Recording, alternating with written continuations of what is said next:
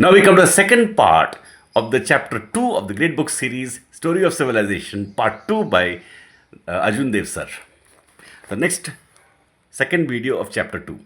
World War 1 is the chapter's name. Second video is subheading is conflicts within Europe.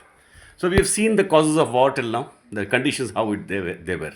Besides the conflicts resulting from rivalries over colonies and trade, there were conflicts among the major European powers over certain developments. Within Europe, there were six major powers in Europe at this time. Now he explains: Britain, Germany, Austria, Hungary, Russia, France, and Italy. One of the questions with which almost all these countries got involved concerned the countries originating, comprising the countries comprising, sorry, the Balkan countries, Peninsula in Europe. The Balkan countries had been under the rule of Ottoman Turks. However, in the 19th century, the Ottoman rule had begun to collapse.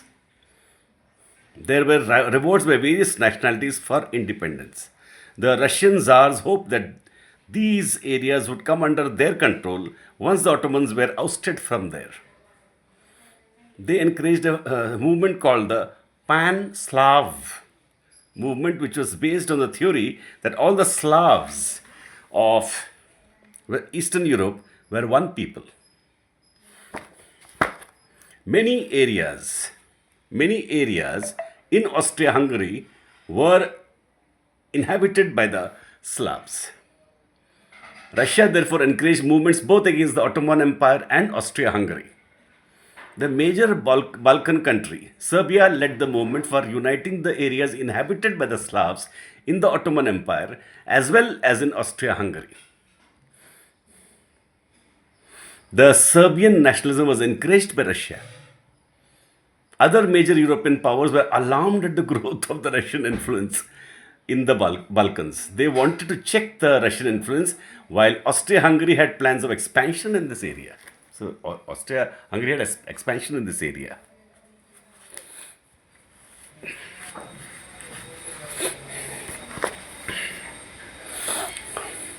Corresponding to the Pan-Slav movement, there was a Pan-German movement which aimed at the expansion of Germany all over Central Europe and in the Balkans. Italy claimed certain areas which were under Austrian rule.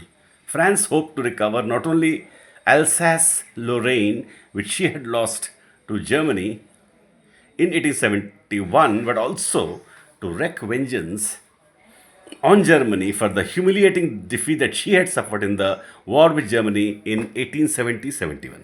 So this is another angle. Next subheading is formation of alliances. The conflicts within Europe and the conflicts over colonies mentioned earlier had begun to create a very tense situation in Europe from the last decade of the 19th century, 1890. European countries began to form themselves into opposing groups. They also started spending vast sums of money to increase the size of their armies and navies, to develop new and more deadly weapons, and to generally prepare themselves for war. Europe was gradually becoming a vast armed camp. Simultaneously, propaganda for war, to breed hatred against other countries, to paint one's own country as superior to others, and to glorify war was started in each country. Exactly something like that is happening now also. There were, of course, people who raised their voice against the danger of war and against militarization. You have read of the attitude of the Second International and the various socialist parties, but soon all these voices were to be drowned in the drumbeats of war. The opposing groups of countries, of alliances that were formed in Europe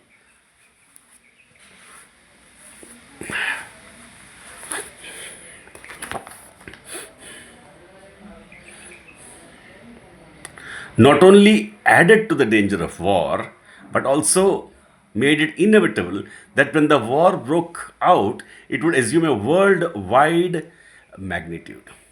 See how the war was inevitably prepared, almost as if you can't stop it. European countries had been forming and reforming alliances since the 19th century. Finally, in the first decade of the 20th century, two groups of countries or alliances emerged and faced each other with their armed might. So, two alliances have come out now. In 1882 was formed the Triple Alliance comprising Germany, Austria Hungary, and Italy. However, Italy's loyalty to this alliance was uncertain as her main aim was to gain territories in Europe from Austria Hungary and in conquering Tripoli with French support. As opposed to this, emerged the Triple Entente comprising France, Russia, and Britain in 1907. France, Russia, Britain. In theory, it was only a loose group based on mutual understanding, as the word entente, meaning an understanding, indicates. The emergence of these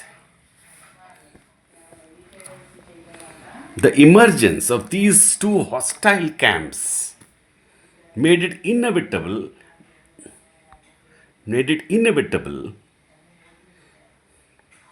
that a conflict involving any of these countries would become an all European war. And we'll stop here. We'll go to the next chapter, third video of the second chapter, the next video. Thank you so much.